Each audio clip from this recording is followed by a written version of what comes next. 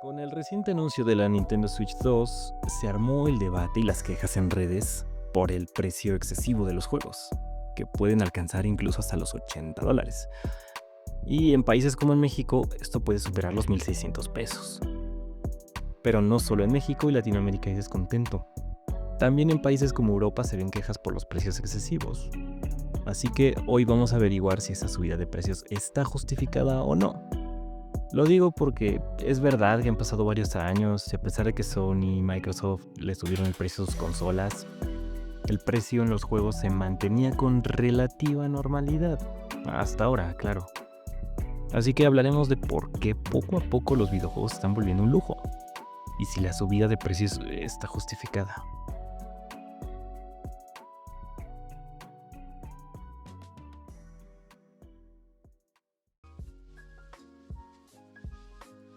En los años 90, un juego de Nintendo 64 rondaba entre los $50 y $60, que para la época ya era un chingo. Pero como punto a favor es que el juego venía completo, sin actualizaciones, sin parches y sin que tuvieras que comprar el maldito DLC. Eso es una palomita para las compañías. Por ejemplo, a día de hoy la versión más cara de Call of Duty Black Ops 6, que incluye todos los DLCs y expansiones, puede llegar a costar hasta $100. $100 si quieres jugar el juego completo. Sí, ahí va una X para las empresas. Pero también es verdad que hoy en día los juegos base, por decirlo así, o sea, sin DLC ni expansiones, cuestan relativamente igual.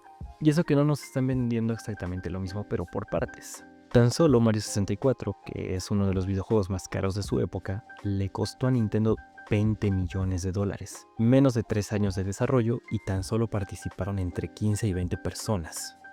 Hoy en día existe Red Dead Redemption 2, con un costo aproximado de $230 millones, una duración de 8 años de desarrollo y con más de 2,000 personas involucradas en el desarrollo, lo que lo vuelve un 1,050% más caro, 166.67% más tiempo de desarrollo y con un 9,900% más de personas involucradas. Básicamente un madral de diferencia. Esto sin tomar en cuenta que independientemente de los gráficos, que son una chulada por cierto, el trabajo que hay de animaciones, físicas, actores de voz, doblaje, luces, sombras, colores, optimización, bla bla bla y un millón de cosas más, podrían aumentar el valor del juego. Aunque es injusto comparar un juego de Nintendo 64 con un juego que se lanzó hace poco, relativamente poco. Podríamos decir que por los hipotéticos mismos $60 podemos jugar juegos más complicados y de mayor calidad. Así que eso es una palomita para las empresas. Por el lado oscuro también podemos ver casos como ports de juegos donde no se mejora nada, incluso algunos hasta heredan los bugs que tenían su versión original y a veces en algunos casos llegan a tener más bugs que la propia versión original, lo cual es simplemente lamentable. Existen remasterizaciones que mejoran solo aspectos muy externos como texturas, resolución y detalles que en muchos casos son imperceptibles. Y sí, estoy hablando de ti, de Last of Us. Por último, los juegos mediocres, aquellos donde la calidad es sumamente inferior a otros títulos, o pretenden venderte lo mismo que te han estado vendiendo durante años, y aún así se venden por precios de juegos de AAA, básicamente Skull and Bones y todo lo que ha estado lanzando Ubisoft en los últimos 10 años. Así que eso es una espantosa X para las empresas. Algo que me genera mucha curiosidad es lo que pasa con la industria del cine. La entrada al cine siempre tiene el mismo precio. Varía un poco dependiendo del cine y la ubicación, pero el precio varía muy poco. El tema es que la película que estás viendo muy probablemente habrá costado millones de dólares. Incluso existen películas mucho más caras que varios videojuegos en la actualidad. Y raro que se conforman con los $5 de la entrada, vendiéndose por tiempo limitado, ya que una película normalmente no suele durar más de 2 meses en cartelera, lo cual es muy diferente a un videojuego que puede venderse durante años y hasta 10 veces más que por el precio de una entrada de cine. Todo esto nos lleva a preguntarnos, pues, ¿qué define el precio de un videojuego? Queda claro que no es su tiempo de desarrollo, ni su calidad, o lo que costó desarrollarlo, así que, entonces, ¿qué?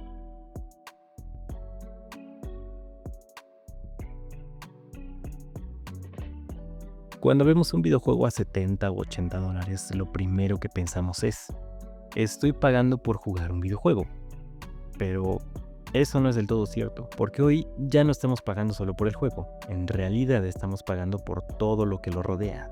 Una gran parte de lo que pagamos es el marketing, anuncios, streamers y trailers con música épica que cuestan miles de dólares. Y lo cagado es que a veces ni muestran gameplay de real del juego, porque en ocasiones ni siquiera han iniciado con el desarrollo. Aún así se atreven a sacar una preventa. Eso es un punto menos para las empresas también, como chingan no. Pero hay que sumar las comisiones de las plataformas como Steam, Sony, Nintendo y Microsoft, que se quedan hasta con un 30% del precio, lo que no es precisamente malo, ya que esto es un negocio y obviamente deben sacar un beneficio. Así que digamos que este es el costo agregado por el que nosotros estamos dispuestos a pagar, sí o sí. Pero me gustaría hablar del formato digital. Es cierto que el precio del formato físico podría percibirse como más caro por el costo de la caja, la distribución para llevar el juego a las tiendas, la ganancia de las propias tiendas y el disco o el cartucho donde viene el juego. O mejor dicho, donde se supone que debería venir el juego. Sumando todo esto, es comprensible que el formato físico podría llegar a ser más caro. Entonces, ¿por qué el formato digital se mantiene al mismo precio? Entonces nos están robando con el formato digital. Pues esto tampoco es un robo al 100%, porque la distribución digital tampoco es gratis. Los juegos digitales almacenan en servidores, cuyos servidores deben estar distribuidos estratégicamente alrededor del mundo y con una red especial para que puedas descargar los juegos a una mayor velocidad y puedan aceptar miles de usuarios al mismo tiempo. Por ende, estos servidores requieren mucho mantenimiento y constantes actualizaciones. Todo debe estar en perfectas condiciones siempre para que nosotros podamos hacer compras e instalar cualquier juego en cualquier momento. El simple hecho de que la consola te permita entrar a la eShop, por ejemplo, en cualquier momento es debido a esto. Así que es complicado determinar a ciencia cierta si el formato digital debería ser más barato que el físico. También pagamos la seguridad del sistema, lo que es el DRM o el de nubo que impide que compartas el juego, los parches de lanzamiento y claro el margen de ganancia de la empresa. Con todo esto la cuestión ya no es cuánto cuesta el juego, sino cuánto de ese precio realmente representa el contenido que estamos recibiendo. Entonces, lo que juego es solo una parte del paquete, y si el resto no cumple, ¿igual vale lo mismo? Y si todo esto ya suena caro, espera a ver qué pasa cuando metemos en la ecuación la economía real, la devaluación de la moneda y cómo afecta directamente a nuestra cartera.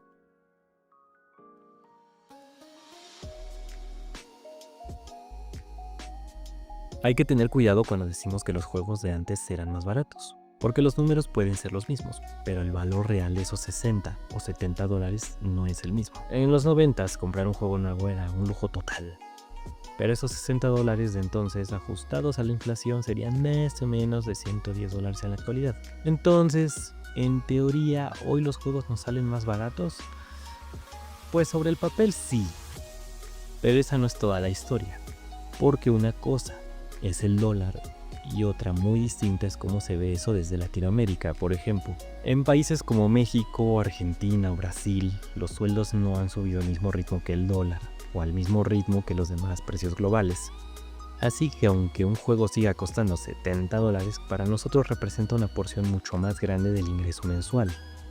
Así que no es que los juegos de ahora sean más caros, sino que el mundo cambió. El dinero vale menos y nuestras respectivas economías también cargan su propio peso.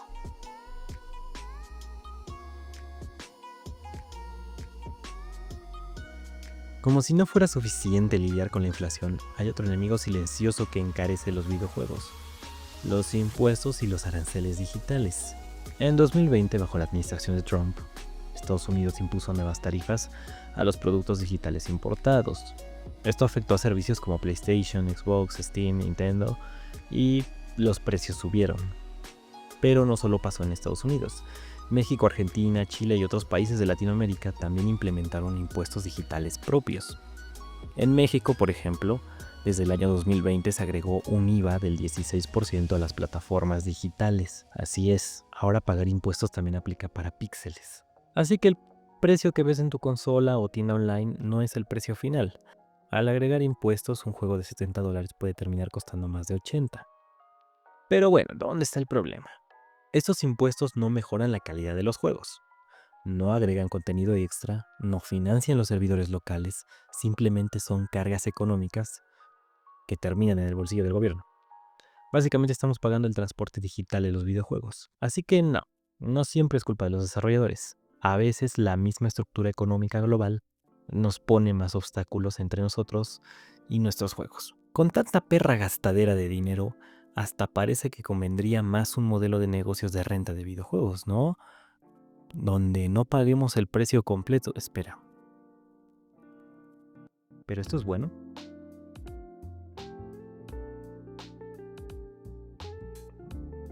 Antes, comprar un videojuego era como comprar un libro.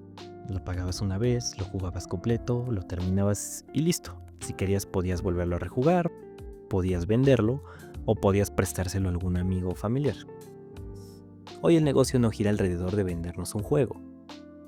Hoy en día el negocio gira alrededor de mantenernos pagando. Primero vinieron los DLCs, luego los micropagos, después los pases de batalla y ahora los servicios de suscripción como Game Pass, PlayStation Plus, EA Play, Ubisoft Plus, etc. Antes pagábamos para tener el juego, ahora pagamos para tener el permiso de jugar el juego. Un rato. El modelo actual busca que no compres un producto, quiere que compres una relación constante con la plataforma o el servicio. Algo como Netflix, pero con videojuegos. Y ojo, no me malentiendan, esto no es malo. Servicios como Game Pass ofrecen cientos de juegos por la fracción del precio de un juego nuevo. Y yo mismo he optado por jugar algunos títulos en Game Pass antes que comprar el juego completo. Y de hecho he probado juegos que me han gustado tanto que acabé por comprarlos. Pero eso también cambia la forma en la que medimos el valor de cada título. Es cómodo, es práctico, pero también nos acostumbra a no ser dueños de nada. El problema real no es la existencia de estas plataformas.